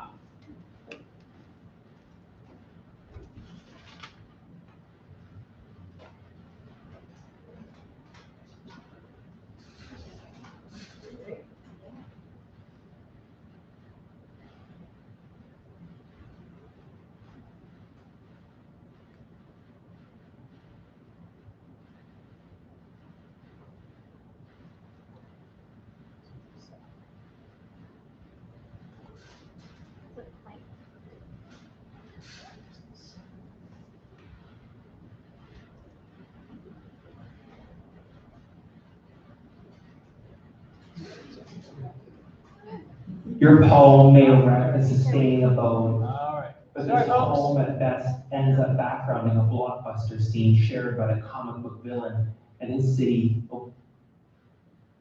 Tysdal. Meg, why bother writing a poem? The future, breaking away, doesn't want it. Even if your lines are a monument to their moment, tomorrow's fools will legislate new rules and blast your statue, or extinct themselves into stillness, the leveling left to sand and time. The present's no different. Your poem may erect a sustaining abode, but this home at best ends up backgrounding a blockbuster scene shared by the comic book villain and his city obliterating bursts. And the past? Forget it. Compose a time-traveling lyric that can explore ancient centuries, and it'll catch a lethal influenza, its immunity lost, or it'll sustain no senses or souls of the division. If only poems didn't need to be monuments and homes and heroes. If only poems were seeds. It's no crisis that most crack, rot, or blow away. The forest made and remade over centuries through the germinating feud. If only poets were the mythological creatures we never knew, part skin, part song, part failed reach, and nailed loss. If only writing poems was the same as making bread, the same workaday labor, or the same as bread itself, a practice that can break and still be shared, can sustain, and is made new each day. Hello friends, my name is Daniel Scott Tysdal, and I am the author of The End is in the Middle, Mad Folded Poems. This is a collection of Mad Folded Poems that explore my experience with madness, depression, intrusive thoughts, suicide ideation, addiction. So my reading today comes with warnings for those subjects. I am currently between homes, so I am staying with family in rural Quebec. I'm realizing now that this looks like a fake background, but this is actually where I am. I started recording outside. The mosquitoes are out of control right now, so I've moved back indoors. I want to give a huge thank you to the LitLive team for giving me this opportunity to be with you all still by video to share some of these poems. I'm very, very sorry not to be there. I was so much looking forward to getting to Hamilton. I love this reading series and also have lots of friends there. So I thought I would begin, or before getting to the next poem, I thought I would say a little bit about Mad Magazine and Mad Poem. Mad Magazine was an American humor and satire magazine that started publishing in the early 50s. Every issue featured their mascot Alfred E. Newman on the cover, often in humorous poses, as we see with the Rain Umbrella, or matched up with popular culture, as we see with the Gremlins cover. I've included this Gremlins cover because this was the first issue I ever got. I snuck it up onto the counter at 7-Eleven in Mushka in 1983, and that began my love of Mad Magazine. So starting in the mid-60s, every issue ended with an Al Jaffe Mad Folded. The way that Mad Folded worked is that you would get a wonderful cartoon image like this and a bit of a question or riddle. So this one reads, which modern artist is most successfully communicating with his audience? In order to get the answer, you need to fold the page over and learn that it is Charles Schulz's Peanuts. And the words at the bottom now read, good grief. So as soon as I started to become a poet in my mid-teens, I wanted to do a Mad Fold. It took me a few years to figure it out. Here's a little video I made to talk a bit more about the Mad Folded form. Hello, friends. My name is Daniel Scott Tysdal, and I'm the author of The End is in the Middle, a collection of folded poems that explore my experience with madness, depression, intrusive thoughts, and addiction. I am here to show you how to fold a folded poem. First, lay your copy of The End is in the Middle on a flat surface and rotate your book at 90 degrees. Second, make your first fold along the B guide.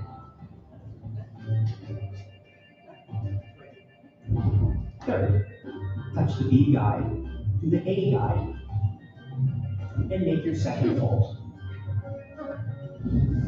Finally, enjoy the folded poems when we reveal the final line.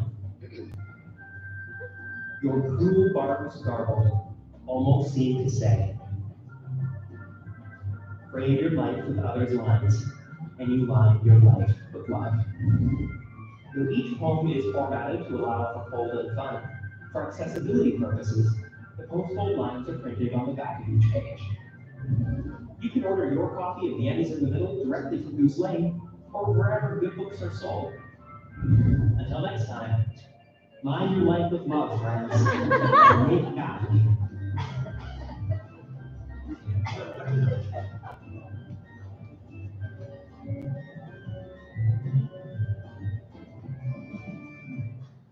I'd now like to read a folded poem dedicated to my fellow snowflakes. Snowflake. With gravity and glee, I'm a snowflake who teaches snowflakes to uniquely blizzard with snowflakes of words. Every myth at its most elemental is a snowflake. Tongue-bound, avalanche seed. I teach snowflakes before reading aloud to say CW, content warning, or flurries, visibility, a cold only snowflakes can carry from sky to earth. I teach snowflakes CW, creative warning, contently written forecast, naming our blanket snowflake truth. It's because we will know that we don't fear the light.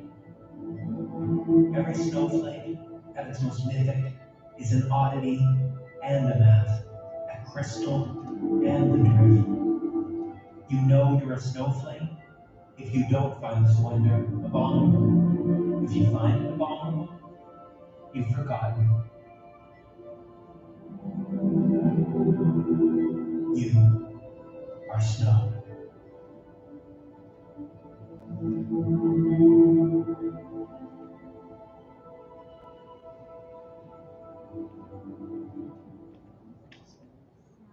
Before sharing one final poem, I wanted to give a special thank you to my friend Richard Wang, who helped bring this book to digital life. Richard is a visual artist, a tattoo artist, an art teacher. You can get commissions from Richard at Art Family W if you're looking to get ink.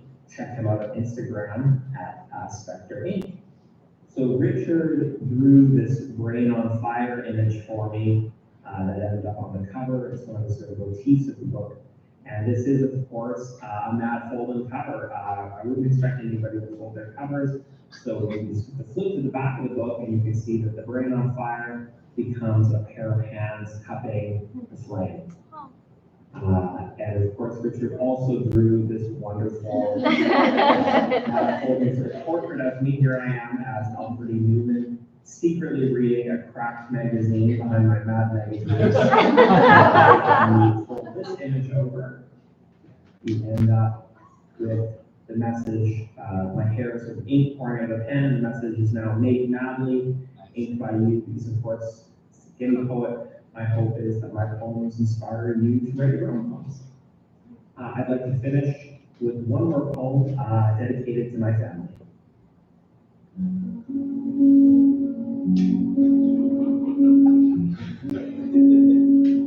Bubble. Kidhood is a kite's flag. You waver and whip in the clouds. The wind pauses. You plummet. Or gales rage against your sail and rip you loose. As a boy, I could fly, costumed in suit's cape, or squealing R2-D2's beats with paper Star Wars cups circling X-wing flights around my wrists. As a boy, I could never really fly. Skin already grounded by the shame of failing by living. The ball we all catch before it's tossed. Like the time I stole the Lego map from kindergarten and blamed my best friend. Inside me burned a cloud-tormenting sun that yearns to turn my soil to ash. Just the other day, I hated myself for hating myself. The shockwaves blinded every distance-binding bridge. Our shackles hissing, stay down, constrict that height. One day, I will fly when I am a boy again. The kite of time is a perpetual child. In its climb, in each second's time, we are made new, returned. Sometimes I hear my dad's voice. Sonny boy, he said. Sonny, it's time to get up. And I'm a boy again. Or know that I can't be, but will be anyway. Sonny, he says. And wind against skin, not blinded. I climb.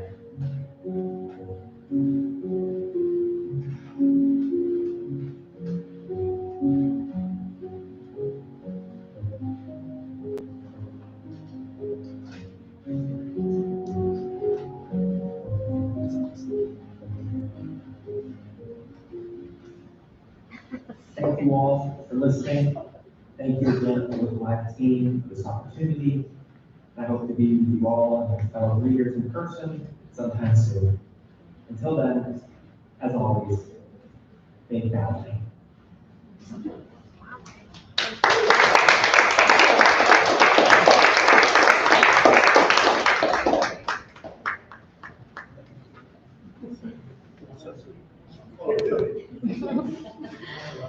Okay, so we've come to our final reader for the evening. To close us out tonight, we have Ainsley Hogarth. Ainsley Hogarth is the author of 4 novels, including Mother Thing, which was recognized as one of the New York Times best books of 2022. Her new novel, Normal Women, will be out this fall. I think this is the first time you're reading from Normal Women, is that correct? Yes, it is. I don't even have a galley. I have this is brand new stuff. Yeah. And Ainsley lives right here in Hamilton. Ainsley Hogarth.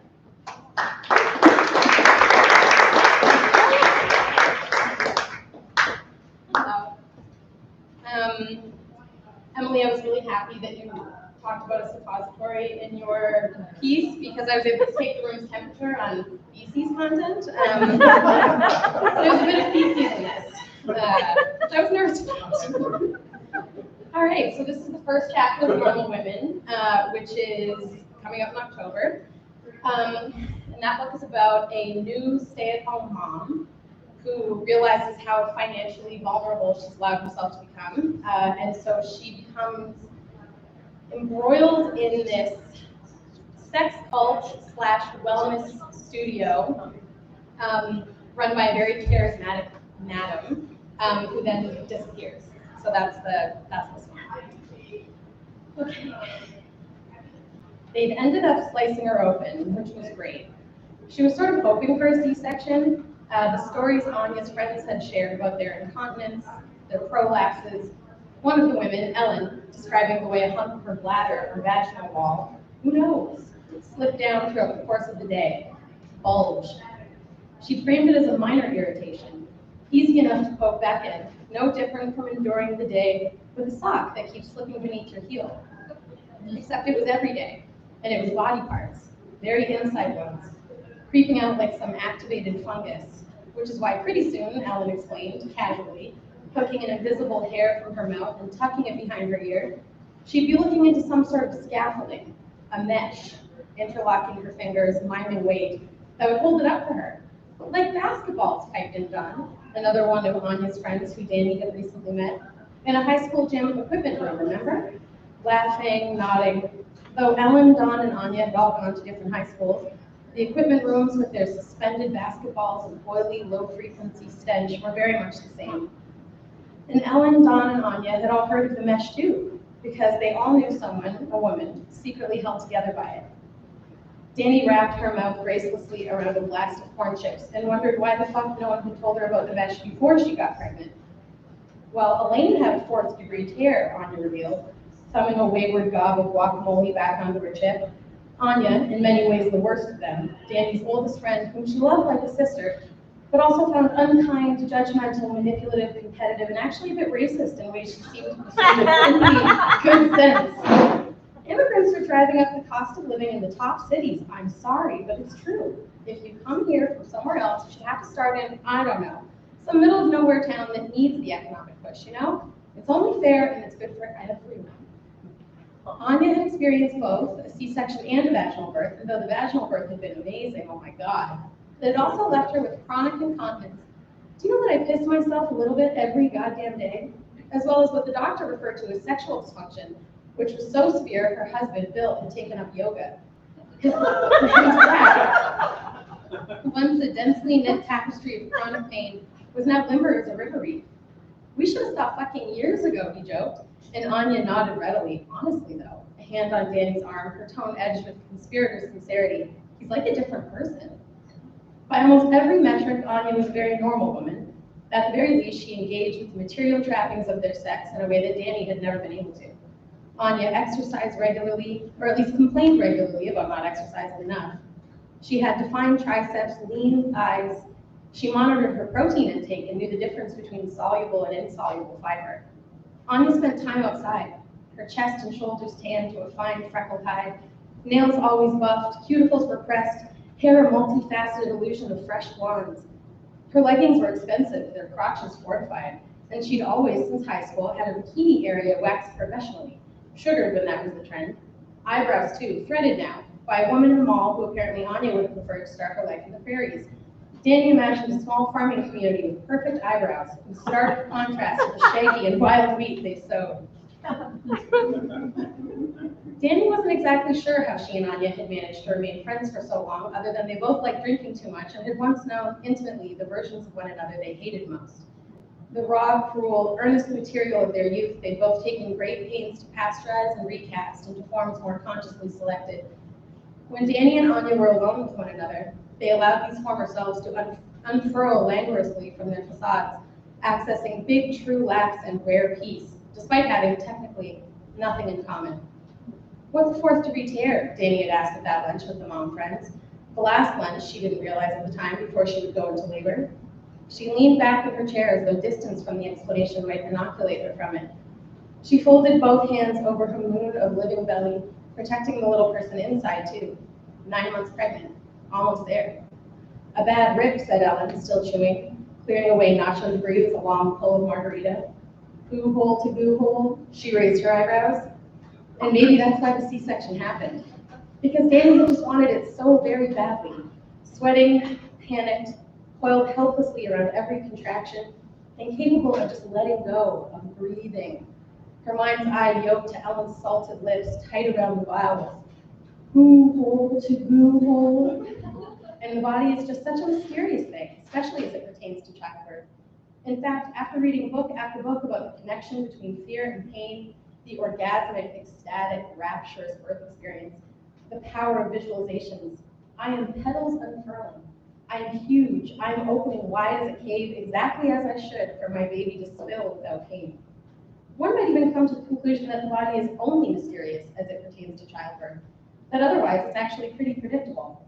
A system of sphincters, pipes, and cables that harmonize chaos like the warming of an orchestra pit. Ins and outs and organs thumping, processing fuel, petals unfurling, becoming huge, ejecting waste, and sometimes life. And that was Lottie, Danny's precious baby, who mercifully bypassed her vagina, cried only when she really meant it, and completed a truly sublime figure 8 when she pressed her face into Danny's breast to eat. Wide awake in the hospital that first night, Danny's facade warmed, then thinned to accommodate her new identity, this new love. And not just for Lottie either, she loved everyone now. Every human being, because they'd all been babies once.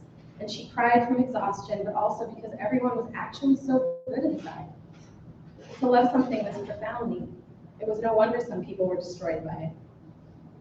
Danny spent the first 2 days of Lottie's life gathering information from the nurses.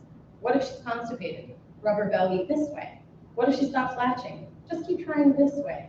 Look at her hips. Are her hips too small? I'm not sure what you mean. These women who answered all of Danny's questions, who cleaned the blood that gushed from Danny's numb nethers, who grabbed her breast and pressed it into Lottie's face as if it were some mess the infant had left on the carpet. They somehow erased the decades of shame Danny had tattooed all over her body. Flat, runny breasts and nipples too big, trunk-like thighs, coarse, forever razor burned, even in places she never shaved. Being treated like this, like a piece of machinery designed to keep this baby alive, was the freest Danny had felt in maybe her whole life. Clark sat in a grubby vinyl chair in the corner of the private hospital room, watching curiously as she was manhandled, ready to jump for whatever Danny or Lottie might need. Thick and dark around the eyes, maybe as exhausted as Danny, but certainly less severed in half. He made a little performance of reacting to Danny's relentless questions. Hands up, head shaking, oh, my wife, my crazy wife. But after the nurses left, he huddled up with Danny, going over the answers, greedy for more, and with new questions of his own, which of course Danny didn't have the answers to, but she would soon enough.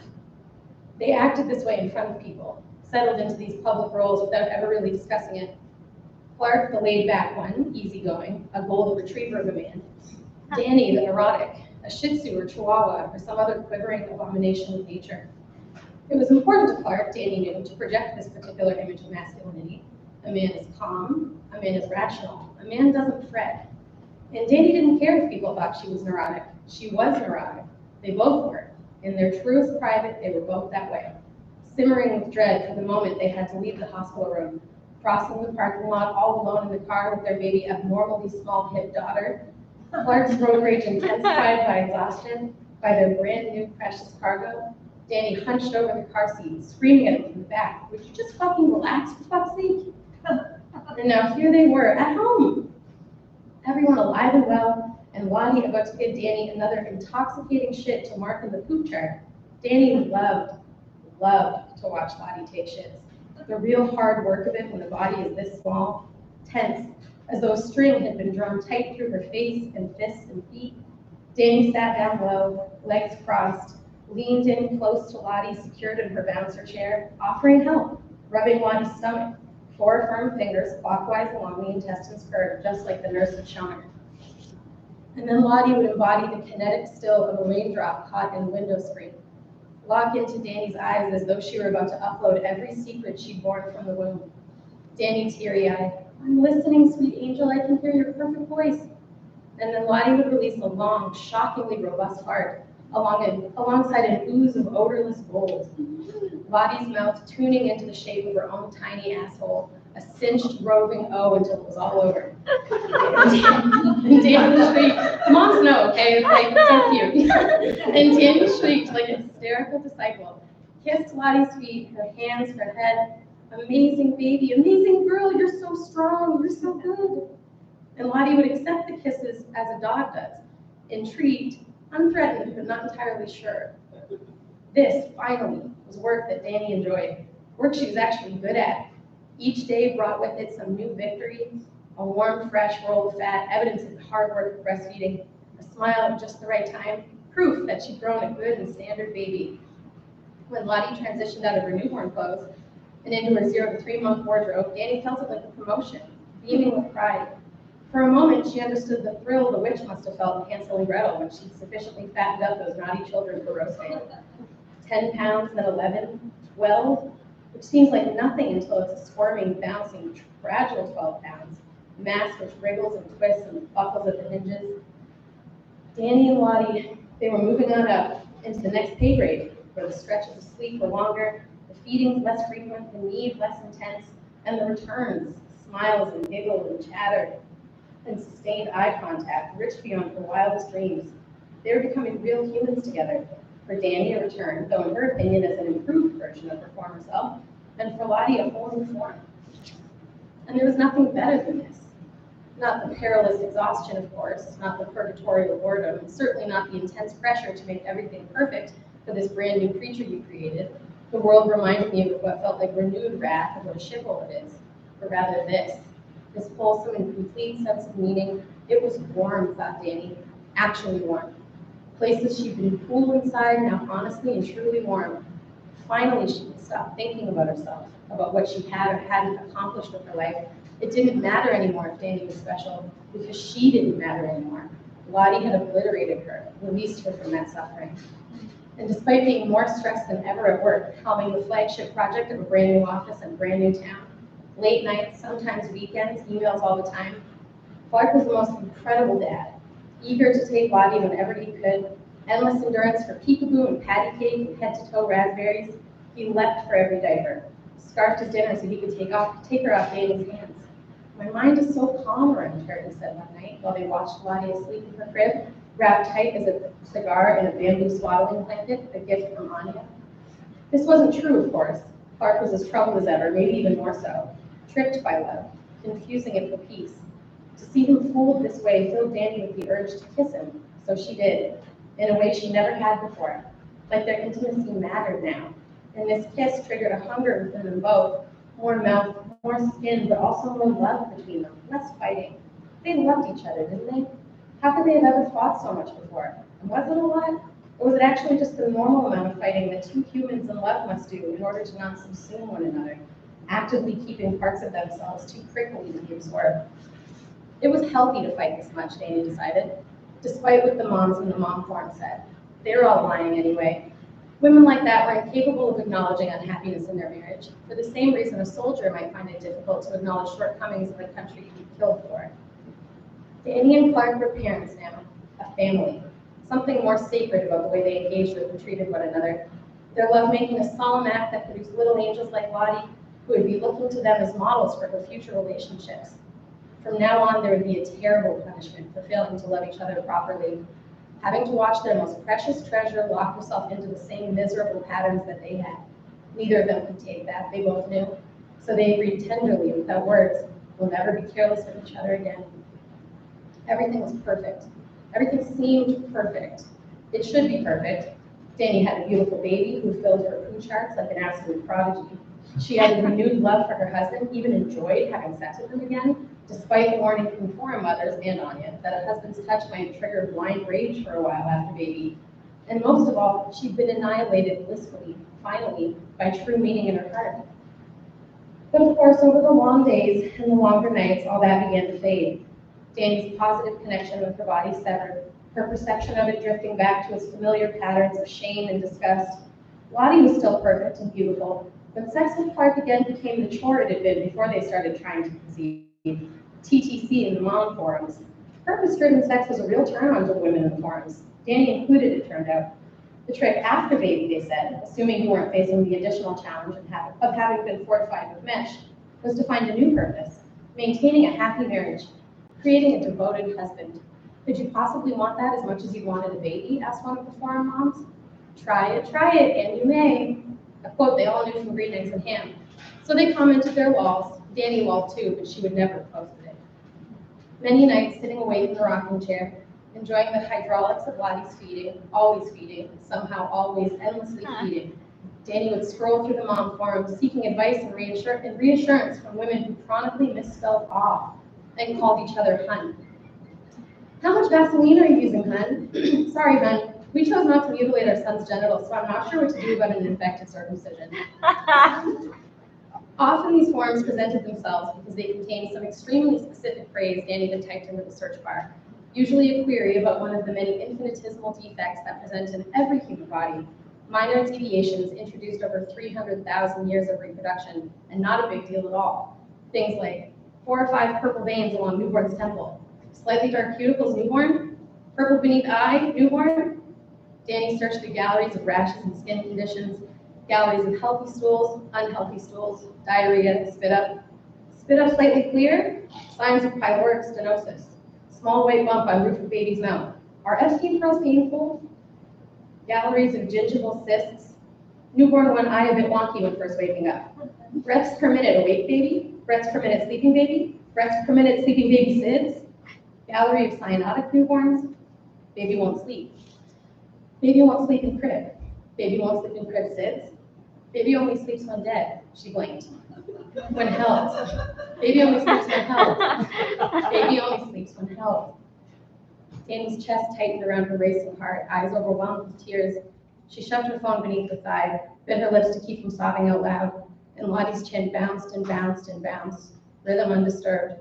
Oh, Lottie, I'm sorry. I would never, ever, my love, my sweet angel baby. I don't know why I saw that. I certainly didn't type that. I didn't type that. I would never, ever type that. Feeding, eyelids slowing, sealing, content, oblivious, no sense yet that she'd been born to a monster.